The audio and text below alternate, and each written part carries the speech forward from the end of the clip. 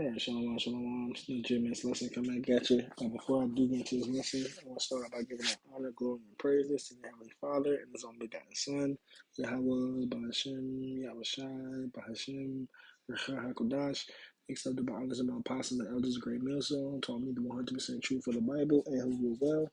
Peace, love, salutations to all the brothers across the four corners of the earth, pushing this truth in all diligence and sincerity. I'm going to just jump right into it. This is going to be a little part two to my last video, awake thou that sleepest, right? So we're just gonna jump right into it. I ended off in Romans, right?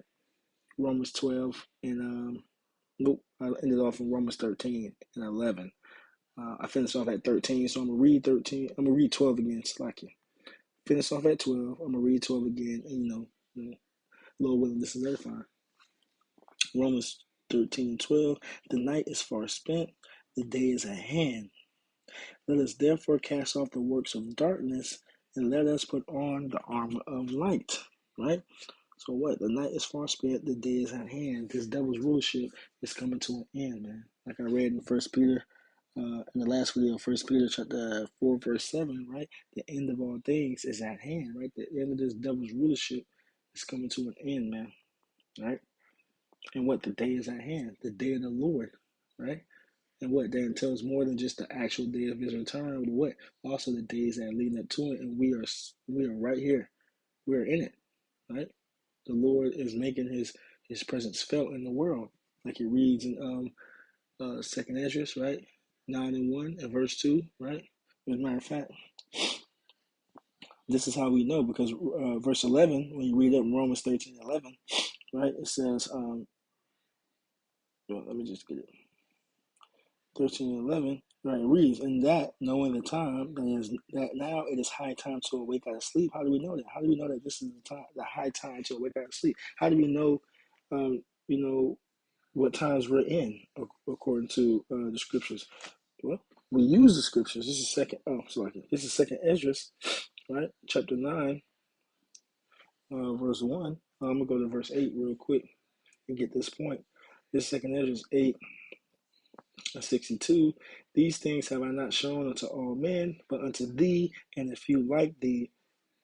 Then I answered and said, Behold, O Lord, now hast thou showed me the multitude of wonders which thou wilt begin to do in the last times, but at what time thou hast not shown me. That's right. So what?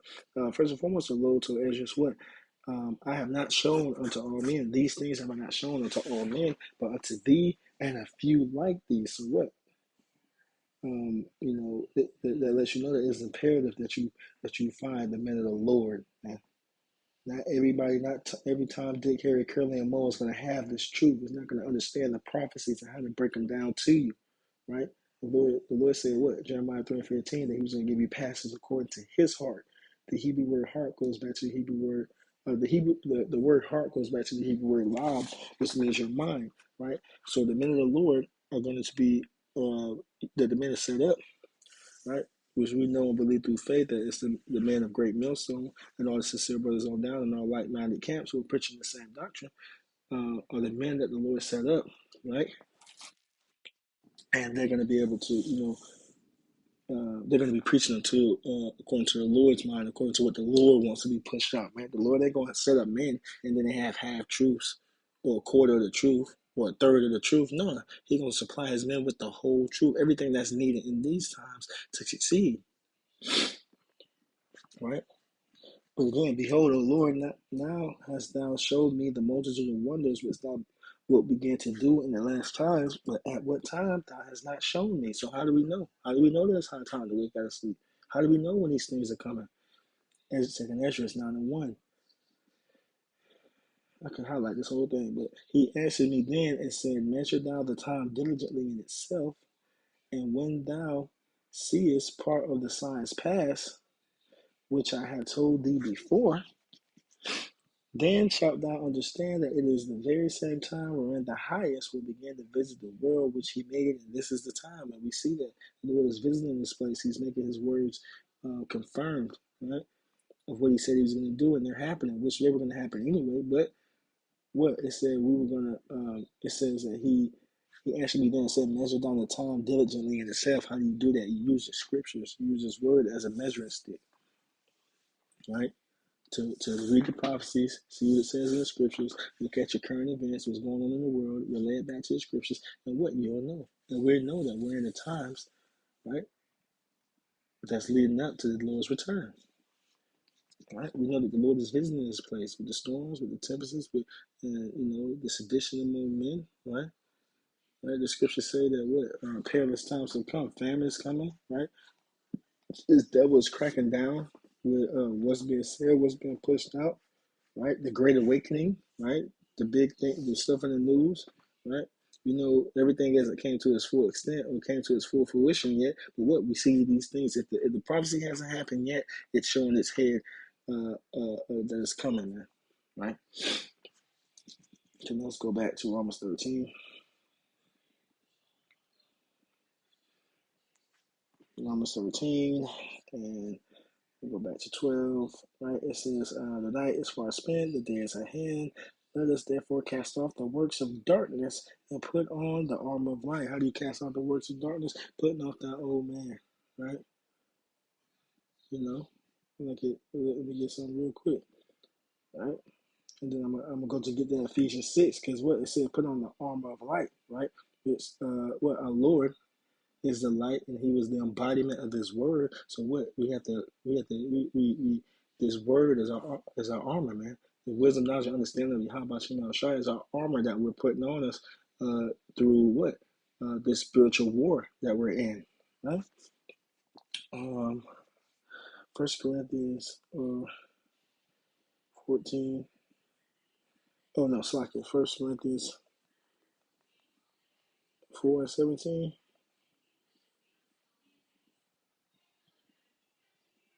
Nope, slack it. Slack it. Give me 1 second. Second Corinthians 4:17. 4:16. For which cause we faint not, but though our outward man perish, yet the inward man is renewed day by day, right? Because what we are putting off that old man, right? And what we are being transformed by the renewing of our mind, right? With these scriptures, right? That's what we do day by day. We examine ourselves so that we offend the Lord less than we did the day before, because we're never going to get it right. We're never going to get it perfect on this side. But each and every day we're rehearsing the righteous acts, making better than the day before, man. Renewing yet the inward man is renewed day by day. Each and every day we're trying to chip off, right? Smooth the edges, right? Not going to get it all in one day. It's a marathon, not a sprint, right? So now I finished off that Romans 13, so we're going to go to Ephesians 6, start at 10. It says, finally, my brethren, be strong in the Lord and in the power of His might. How do you be strong in the Lord? Holding true, right? Praying for balance, praying for endurance, keeping the ways of our Lord, Yahweh Shai, right? And having faith and trusting in Him. It reads, put on the whole armor of the Most High, that we may be able to stand against the wiles of the devil, because this devil has all this trickery. Yes, but when you trust in the Lord, when you be strong in the Lord, you're not going to fall for this devil's devices, right? The devil being Esau, even the so-called white man, right? So when this devil comes up with this max, the Maxine for the Crown Royal 19, right? You're like, nah, I'm good. When this devil comes with the strong G54 and 80, the Karagma, nah, I'm good. When this devil tries to use his media, right, to paint his narrative of what's going on, like he's doing with the situations that's in the news now, nah, I'm good. I understand what's going on. It's his devil and his trickery. I'm good, right? This word and the ways of Yahweh Shem Shai is how we stand against the wiles of the devil, man. Verse 12.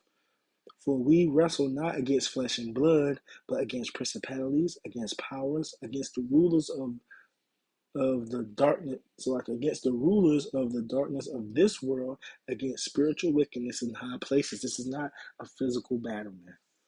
This is why we're not worried about fighting some wannabe hood niggas on the street, man, that come up and try to buck up against us, man. This is why we're not trying to look strong and mighty in the eyes of men, man. We're trying to be strong in the Lord, just like the scripture just read, man. This is a spiritual battle. We're going up against things that we can't even see, man, right? Spiritual wickedness in high places, right? The wicked elites who are casting enchantments on Jake each and every day, man, right? And we're trying to pray to the Lord that He keeps us strong, man, that we don't succumb to the ways of the world, man, and that we endure to the end so that we may be saved and delivered, man. This thing is bigger than trying to look tough, right? This is verse 13. Wherefore take unto you the whole armor of the Most High, that ye may be able to withstand in the evil day, and having done all to stand. We got to put our all in the serving of the Lord, because in return He's going to protect us, right? Because when it reads in let me get that real quick. I don't want to make this too long. We're gonna get that. What is that?